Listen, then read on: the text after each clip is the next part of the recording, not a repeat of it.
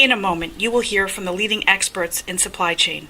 Vi has developed a comprehensive plan which targets the current issues that many supply chain leaders are experiencing. Listen to this brief clip as Vi's leadership discusses key approaches to identify immediate opportunities available for negotiation checklist.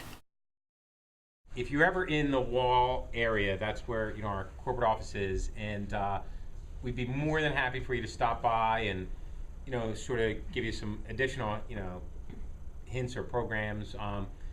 Lisa's probably one of the most well-read people I know. Our office must have a collection of more than 10,000 books.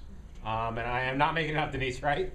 I mean, it's very impressive. For the minute you walk into the lobby area with Heather, that probably has 5,000, and then in our conference room we probably have an additional 10. Lisa gives me assigned reading every week. The latest one is Checklist Manifesto that I'm reading. I'm a huge believer in the checklist.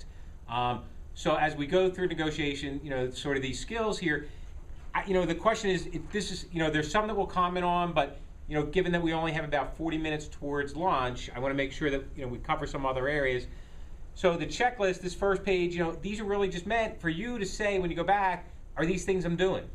They come from years of Lisa's, well-read knowledge and different tips.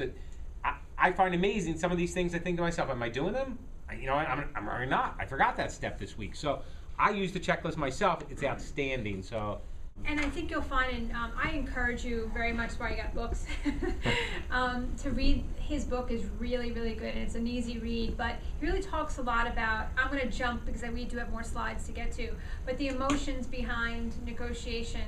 There's a lot of emotion behind how we make decisions. Like what percentage, what's the quote, what's the percentage of decisions are emotionally driven? Oh yeah, that's the question. What percentage are emotionally driven? Our decisions are emotionally driven, as opposed to being like logic. Logic. What percentage? Anybody have a guess? 75%.